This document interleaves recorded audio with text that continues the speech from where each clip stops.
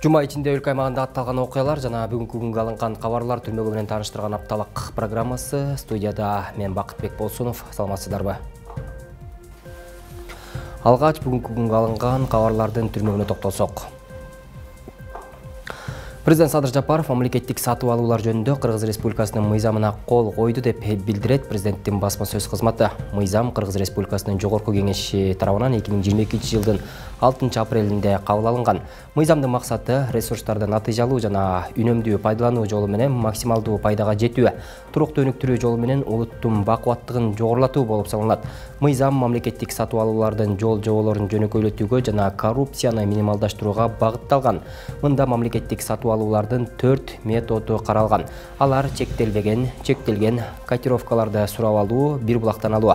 Мындан тышкары мамлекеттик жана муниципалдык ишканалардын, ошондой эле уставдык капиталга катышуу үлүшүнүн 50 жана андан көп пайызы мамлекетке таандык болгон акционердик коомдордун, анын ичинде алардын туунду чарбалык коомдордун сатып алуулары мыйзам тарабынан жолго салынбай тургандыгы белгиленген. 2022 жылдын 1 кварталында иш менен камсыз кылуу кызматтарында каттоодо 101,7 миң адам турган. Алардын ичинен 76,9 миң адам расмий жумушсуз статусуна ээ. Бул тууралуу Эмгек, социалдык камсыздоо жана миграция министринин басма сөз кызматы билдирет. Улуттук статистика комитетинин маалыматы боюнча Кыргызстанда экономикалык жактан активдүү калк 2,595,4 миң адамды, ал эми иш менен камсыз болгон калктын саны 2,445,2 миң адамды түзөт. 1 кварталда республика боюнча жумушсуздуктун деңгээли экономикалык активдүү калктын санынын 3%-ын түздү. Расмий жумушсуздуктун жогорку деңгээли Баткен облусунда 6,1% жана Жалал Абад облусунда 5% болду. Ал эми төмөн деңгээли Бишкек шаарында 1,3%, Чүй облусунда 1,6% деп айтылат маалыматта. Иш менен камсыз кылуу кызматына билдирилген бош жумуш орундарынын саны 4,9 миң бирдикти түздү. Алардын ичинде жумушчу адистиктерге суроо талап басымдуулук кылды. Бир бош жумуш ордуна 28 адам талапкер болгон. Үстүбүздөгү жылдын алгачкы 3 айында Эмгек, социалдык камсыздоо жана миграция министрлигинин ишке орноштуруу кызматтарына 44,5 миң адам кайрылган. Маалыматта белгиленгендей, азыркы учурда 3,4 миң адам ишке орношту. Калгандарына эмгек жана иш менен камсыз кылуу жөнүндө мыйзамдар, кесиптик окутуу жана кайра окутуу мүмкүнчүлүктөрү, кесип тандоо боюнча консультациялар берилди. 1644 адам эмгек рыногунда талап кылынган кесиптер боюнча газ, электр ширеткичи, чачтарач, компьютер оператору, ашпозчу, тигүүчү, кеңсе менеджери, электр куроочу, айдоочу боюнча кесиптик окутууларга жөнөтүлүштү. Акы төлөнүүчү коомдук иштерге 2450 адам жиберилген, 157 жаран жумушсуздук боюнча жөлөк пул алышат. Министрлер кабинетинин төрагасы Акылбек Жапаров Европа реконструкциялоо жана өнүктүрүү банкынын Борбор Азиядагы башкаруучу директору Жужанна Харгитай менен жолугушту. Министрлер кабинетинин басма сөз кызматынан кабарлашкандай, жолугушуунун жүрүшүндө тараптар өз ара аракеттенүүнүн жана эки тараптуу кызматташтыктын актуалдуу маселелерин талкуулады. Акылбек Жапаров Министрлер кабинетинин ишиндеги артыкчылыктуу багыттарды белгилеп, республика үчүн узак мөөнөттүү стратегиялык артыкчылык катары жашыл экономиканы өнүктүрүү, ресурстук жана энергетикалык үнөмдөө, энергиянын альтернативдүү жана жаңылануучу булактарын пайдалануу, өлкөнүн глобалдык жылуулуктун кесепеттеринин алдын алуу боюнча эл аралык аракеттерге кошкон салымы эсептелерин кошумчалады.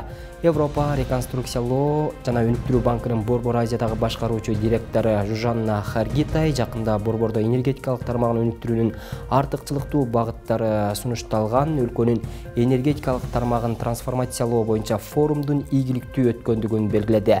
Ошондой эле ал министрлер кабинети тарабынан даярдалган антикризистик чаралардын планын белгилеп, кыргыз тарапты Кумтөр кени боюнча келишимдин түзүлүшү менен куттуктады. Жолугушууда тараптар кызматташуунун приоритеттүү багыттарын, атап айтканда ирригация, айыл чарба жана энергетика тармагындагы долбоорлорду ишке ашырууну талкуулашты. Тараптар мурда жетишилген макулдашууларды ишке ашырууга даярдыгын билдирди. Финансы институтунун өкүлү республикага агробизнести өнүктүрүү, күн жана шамал электр станцияларын куруу боюнча долбоорлорго консультативдик колдоо көрсөтүүгө даярдыгын билдирди. Жогорку кеңеш сот адилеттик иштер боюнча кеңештин курамына талапкерлерди көрсөтүү жөнүндө юридикалык коомчулуктан жазуу жүзүндө сунуштарды кабыл алуу тууралуу жарыялайт. Парламенттин басма сөз кызматы билдиргендей, Кыргыз Республикасынын сот адилеттик иштери боюнча кеңеш жөнүндө Кыргыз Республикасынын мыйзамынын 7-беренесине ылайык аталган кеңештин курамына сунушталуучу адамдар 40 жаштан жаш эмес курактагы Кыргыз Республикасынын жараны болууга тийиш, кынтыксыз абройго, коомдо сый-урматка ээ болууга тийиш, чет мамлекеттин жараны болбоого тийиш, кандайдыр бир саясий партияда турбоого тийиш, соттолгондугу, анын ичинде соттолгондугун алып салынгандыгы же жоюлгандыгы жок болууга тийиш, кылмыш жасоого шектелген же айыпталган же болбосо реабилитацияланбоочу негиздер боюнча кылмыштык куугун токтоосу кыскартылган адам кеңештин мүчөсү боло албайт.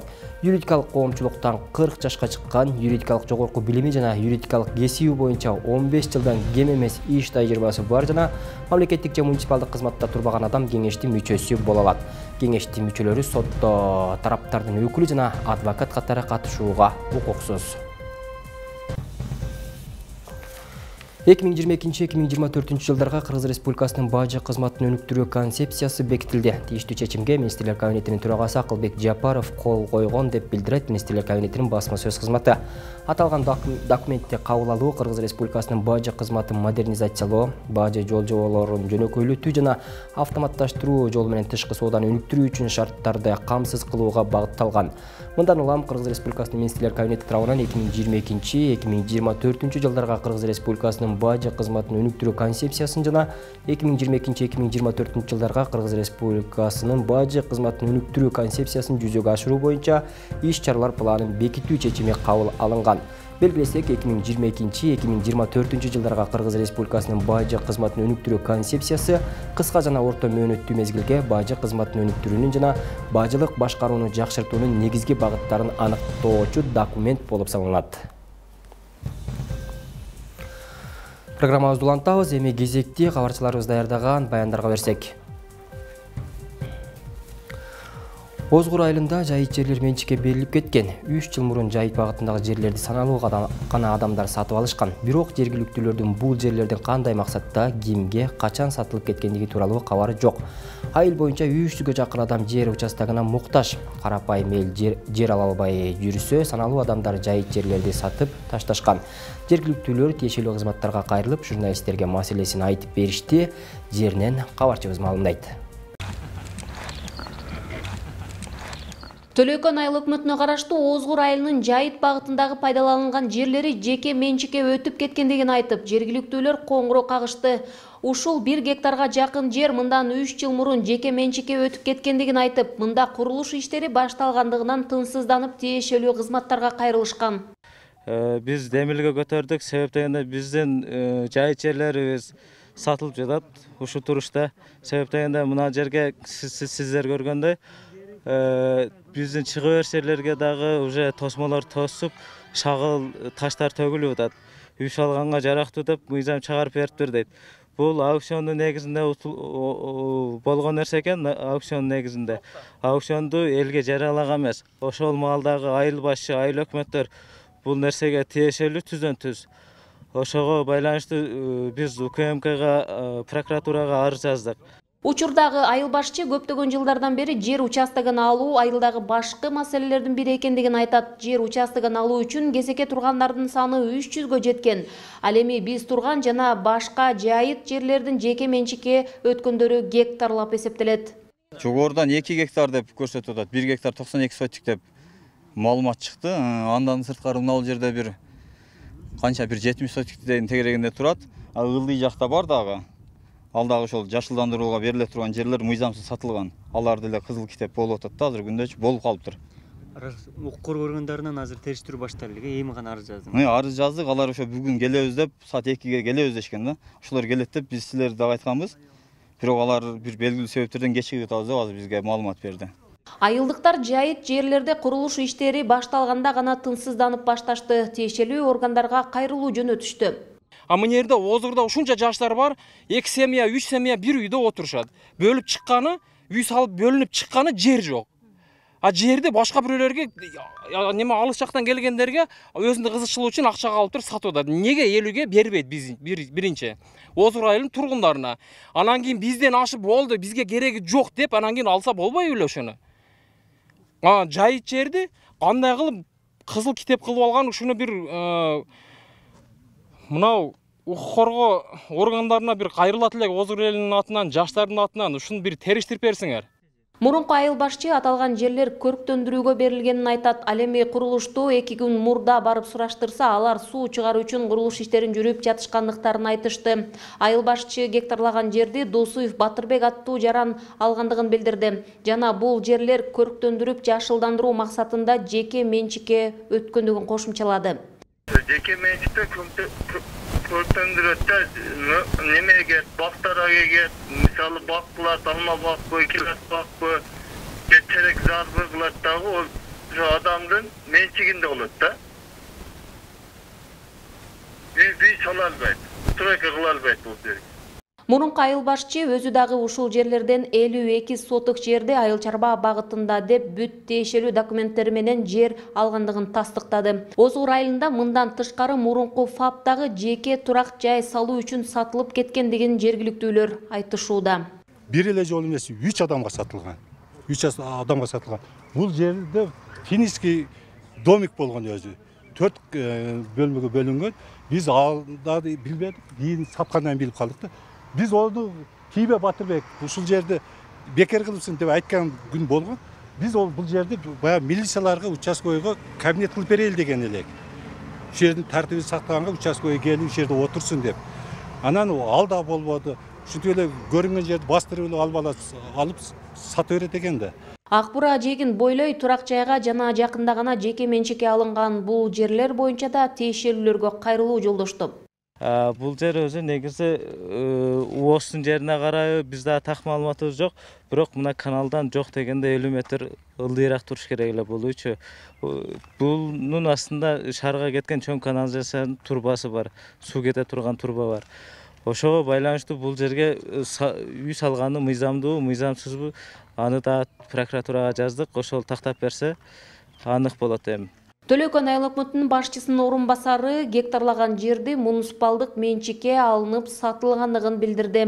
Ол жер муниципалдык менчикке алынып сатылган экен. Бирок кече Озгур айылынын тургундары, жаштары келгенде мен айтканмын. Бул жерди эгер багыты боюнча жайыт жер, же болбосо айыл чарба багытындагы жер болсо, мыйзамсыз депчи. Учурда тиешелүү кызматтарга арыздар жазылды. Айыл өкмөттөн жана укук коргоо органдарынан өкүлдөр келип, жеринин териштирүү иштери башталды. Ал эми биз жерлерди жеке менчикке сатып алган жаранга микрофон сунуп, анын пикирин билдирүүгө да даярбыз. Гүлжан Ажиматова, Бектур Калыбек уулу, Ош облусу. Ден соолугуна мүмкүнчүлүгү чектелген адамдар коомдук фонду 14 мартта Рамазан айынын урматына ооз ачыруу иш-чарасын өткөздү. Мүмкүнчүлүгү чектелгендер жана аларды караган ата-энелери болуп, бардыгы 100ден ашуун адам чакырылган. Ошондой эле бул иш-чарага демөөрчү болгондордун арасында Орусиядан келген мекендештер да бар. Мүмкүнчүлүгү чектелгендерге 100 000 сом да таратылып берилди.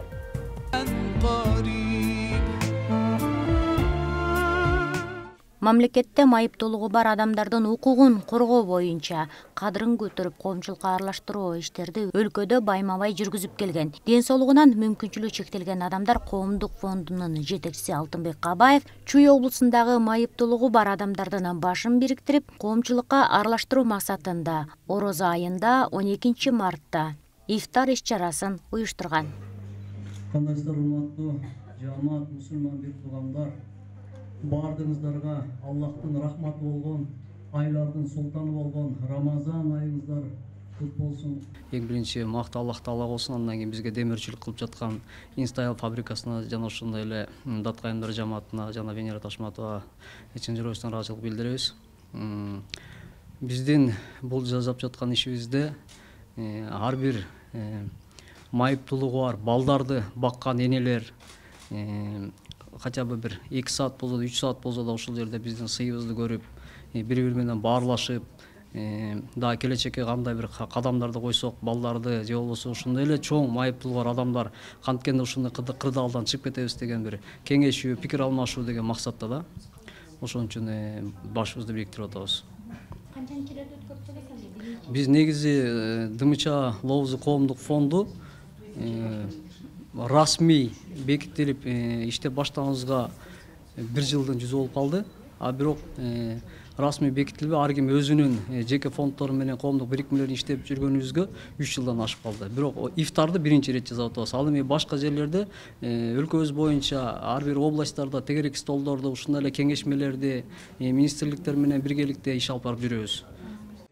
Бул фонду уюштуруп жаткан ооз ачуу иш-чарасына мүмкүнчүлүгү чектелгендер жана ошондой эле алардын ата-энелери болуп, бардыгы 100дөн ашуун адам чакырылган. Алардын арасында Кара Балта шаарынан 23 адам келген. Кара Балта менен Панфилов районунан 23 ата-эне келди. Мүмкүнчүлүгү чектелгендер бар да, алардын арасында Лабызуу коомдук бирикмесинен ушу уюштурулуп координаторлордон коомдо иштегендерди, бирикмеде иштегендер ошол өзү уюштурушуп ифтар уюштуруп атабыз. Бул жакка фондко бизди чакыргандарына биз ыраазычылык билдиребиз. Ушундай биздин мүмкүнчүлүк чектелген балдарыбызды ушул жерге чакырып, Ороз айында ушундай балдарды эстеп, бизди ушу алыс жерден ушинтип алып келип, ушундай тамак аштарды берип, ифтар кылып чакыргандарга биз ыраазыбыз. Алла ыраазы болсун. Акыл эси жакшы, акыл эстен жакшы, окуйт, жазат. Ушунчасы баспайт. Ошо үйдө постоянно бунун путунун ордуна өзүм пут болуп берип турам кечке. Буну бирөө караш керек, алып барыш керек, алып келиш керек. Ошо. Ифтар иш-чарасына демөөрчү болгондордун арасында Орусиядан келген мекендештер да бар. Мүмкүнчүлүгү чектелген 100дөй кишиге 100 000 сомду ар бирине таркатып берди. Мамлекеттүүлүгүн көтөрө турган ушундай бир активдүү инсандардын катарына кошулуп калышыңыздарга аябай көптөн көп тилектешмин. Эми ошол учурдан пайдаланып, ушу Айгүл кадр клубуна бир жолугуп калдым, кокустан эле жолугуп калып, ушундай бир кичине спонсор болоюн, демөөрчү болоюн дедим эле деп калсам, бизде как раз ушундай иш-чара болуп атат деп калды. Кудай деген экен, бүгүнкү күндө сиздер менен жолугуп, бир дастаркондо чай ичип отурганга Кудай насип кылды. Ошол бизден чакан белегибиз бар, ушуну чын жүрөгүңүздөн, сиздер да чын жүрөгүңүздөн кабыл алып коюңуздар. Азыр ушуну мен Айгүл эжеге өткөрүп берейин, мен билбейм.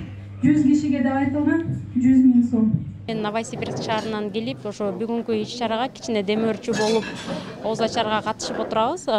Орозонун ыйык күндөрүндө ошо биз дагы кичине өзүбүздүн салымыбызды кошуп, элдерге кичине ооз ачарды катарында ошол мүмкүнчүлүгү чектелген адамдар менен чогуу отуруп, чай ичип кетүү максатында келип отурабыз. Биз дайыма эле ушинтип демөөрчү болуп келебиз. Негизи биз көбүнчө эле Кара Суудагы Дудук жана Дүлөй балдар үйүнө барып жардам берип жүрчүбүз. Дайыма эле быйылкы иш-чара ушул Бишкек шаарында болуп, ушул жакка туш келип калды. Орозонун күнүндө ошо ооз ачыруу катарында ушул жерге келип калдык.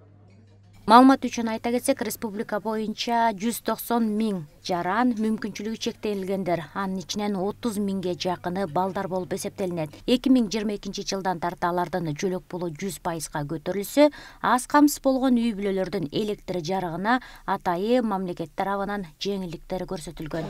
Бүгүнкү иш-чарада мына бизди чакырыштыр эле. Атайын ошол Чүй областында жашаган биздин жашап ошол активдүү ошол мүмкүнчүлүгү чектелген жарандарды колдоп жүргөн биздин өнөктөштөрүбүз бар. Ошолор өткөзүп аткан экен. Бүгүн ошол ДМЧ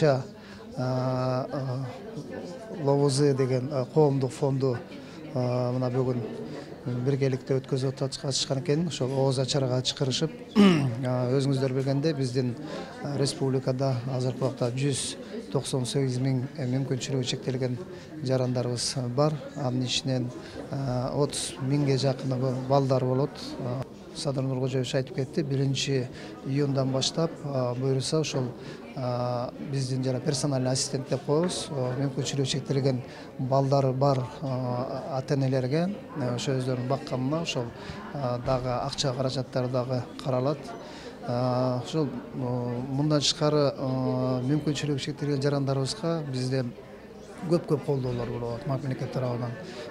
Sadaqallahul azim. Subhana rabbika rabbil izzati amma yasifun. Ve selamun alel mursalin. Velhamdülillahi rabbil alamin. Amin. Elhamdülillahi Rabbil alemin. Vessalatu vesselamu ala Resulillahi Muhammed ve ala alihi ve ashabihi ecma'in.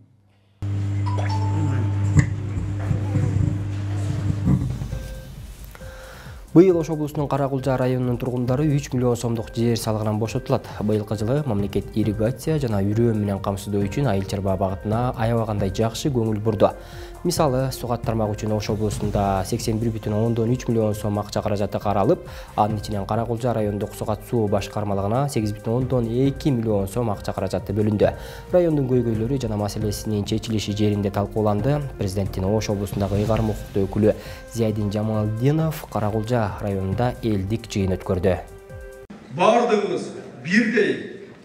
Ош облусунун Каракулжа районуна алгачкылардан болуп элдик жыйын башталды. Тургундар активдүүлүгүн көрсөттү. Президенттин Ош облусундагы ыйгарым укуктуу өкүлү менен белгиленген жыйынга келгендер 400 кишиге ылайыкташкан райондук маданият үйү тардык кылды. Тиешелүү суроолорго жооп бере турган жетекчилер атайын орундуктардан орун алып, элдик жыйынга келгендердин баары жайгашкандан кийин гана жыйын өз ишин баштады. Акчасы жоктор, карыгаттан кат жыйналып атат. Бензин кымбат, солярка кымбат, жол кымбат. Ошол Memeli marşrutçu bekleşki ortadan çıldırpese bolabı.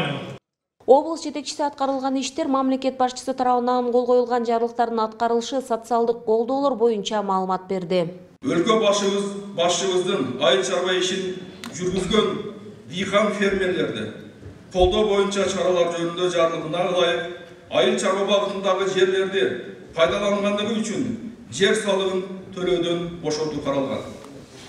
Бұл жарлыққа ылайык дыйкан фермерлер 2022 жылдың 1 январынан тартып 2025 жылға чейин сугат жер, кайрак жер, жайыт жана чөп чабынды жерлерге жер салыгынан бошотулат. Мунун эсебинен Каракулжа району 3 миллион сомдук жер салыгынан бошотулат. Быйылкы жылы мамлекетибиз ирригацияга жана үрөө менен камсыздоо үчүн айыл чарба багытында аябагандай жакшы көңүл бурулду. Мисалы, сугат тармагы үчүн Ош облусуна 135 миллион сом акча каражат каралып, анын ичинен Каракулжа райондук сугат суу башкармалыгына 10 миллион сомдук акча каражат каралган. Агрардык аймак аталган аймакта азыр жазгы талаа иштери кызуу жүрүп жатканча айыл чарба азыктарын өндүрүүчүлөргө 316 миллион сомго жеңилдетилген насыя берилген. Бирок мындай жеңилдиктер тууралуу алыскы аймактардын жашоочуларынын баарынын эле кабары бар деп айтуу жаңылыш. Облус жетекчиси тийиштүү кызматтарга кылдат көңүл буруу тапшырмасын берди. Жергиликтүүлөр көйгөйлөрүн айтып башташты. Аймактарда турак жай куруу үчүн жер участогун алуу башкы көйгөй болууда. Биз өкмөткө атайын жазуу менен кайрылганбыз. Чек тууралуу мындан 1 жыл мурда өйүздө күнгөй участкасынан мынау жерди чекке бөлөбүз дешкен. Бирок азыркка чейин берилбей, аңыз аз келгенсип, ал жерлерди азыркы учурда арендага берип атат. Чекке деген жерди. Демек, арендага бергенден кийин ал жерде чырмалышкан коррупция бар. Арендага бердиби? Ал акчага берилет. Эмне үчүн чекке ошондой жер берилбейт? Bizim Karabulca aylık bakımda aybay böyle mesele жолда айтып кеткендей ар бир үйлөрдө иштеп төттүм себеби биз өзгөчө кырдаалдар Ош областында өткөрүүгүнө кайрылганбыз. Ошол жактан кайча жылдан бери агып турган жанагы дарыяны бул мүмкүн эмес деп ошондой чечим чыгарып беришкенде уруксат берди. Az biz mınau rayonduk жетекчилик менен өзгөчө кырдаалдар менен биргеликте дагы кайра ошол кат жөнөткөн боюнча макулдашканбыз. Каракулжа районунун 1 май айылынын тургундары жыйынга ичип жаткан суусун көтөрө келишти. Таза суу резервуарындагы насостун керектен чыгышы толуктарды ылай суу ичүүгө мажбур кылууда.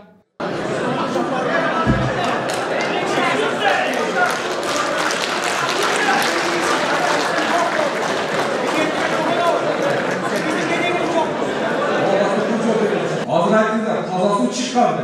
Bürok işleme işte. Bravo. İşlemeyekten şunday yıllarca su içiyor dostlar. Şunu işi onu al da. Çalışmalarından doğru ödet. Hazır memnun. Aile öpüp başlık kapına gel.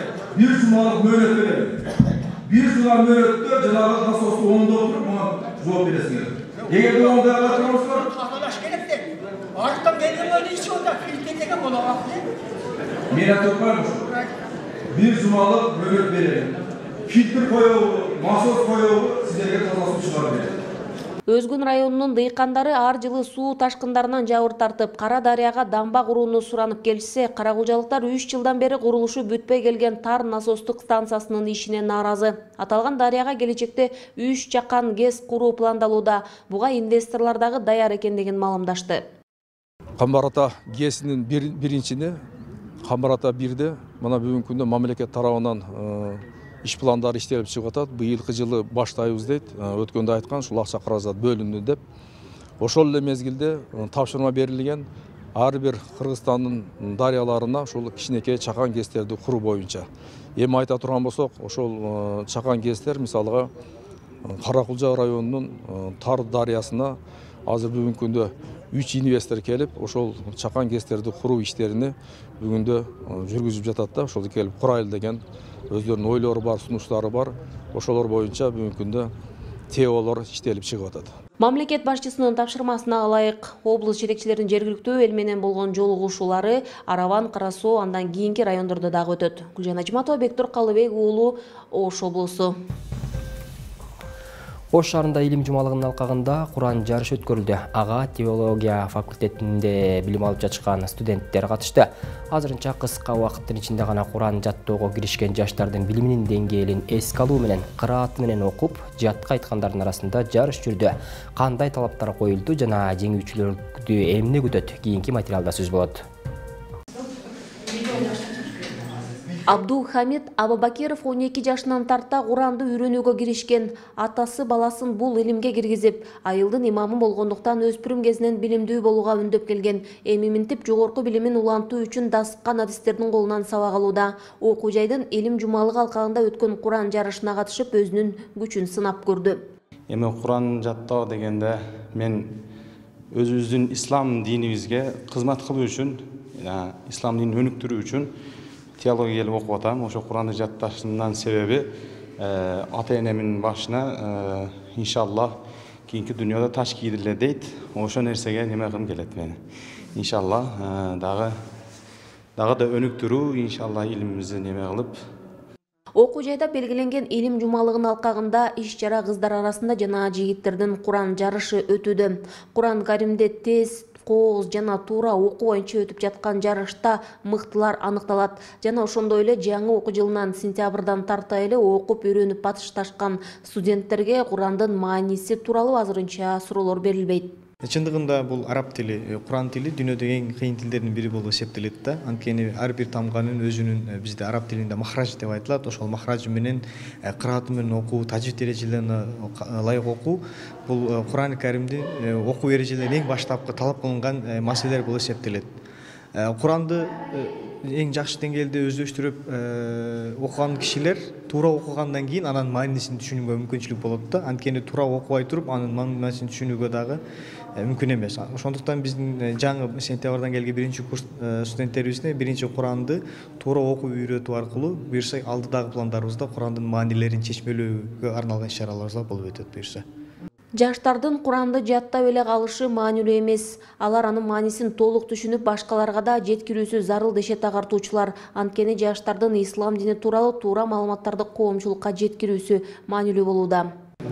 Биз ошол диалогту Алла менен кантип баарлашканыбызды биле турган болсок, биздин ички дүйнөбүздө ошол Куранга болгон сүйүү, Куранга болгон берилүү дагы да күчөйт. Негизи Куранды түшүнбөгөн, курук эле жаттаган бул толугу менен туура эмес деп айта албайм. Себеби дегенде балким ага бир мүмкүнчүлүгү жок болуп аткандыр. Мүмкүнчүлүк болгон учурда жаттагандан кийин деле маанисин үйрөнүп алса болот. Ислам динин туура жеткирүү адамдар ортосундагы биримдикти күчөтүү зарыл болуп турганда, айрыкча жаштар арасында сабаттуулукка чакырган иш-чаралар байма-бай өтүп турушу пландалган. Гүлжан Ажматова, Бектур Калыбек уулу, Ош шаары. ولا تضاروهن لتضيقوا عليهن. Бул аптага алынган жаңылыктар мына ушулар болду. Ушул жана башка кабарлардын топтому менен 3W Чекит, Азия ТВ Чекит KG сайтынан жана Facebook, Instagram баракчаларыбыздан, ошондой эле YouTube каналыбыздан таанышып турсаңыздар болот. Эмки эфирлерден көрүшкөнчө сиздер менен коштошом. Саламатта туруңуздар.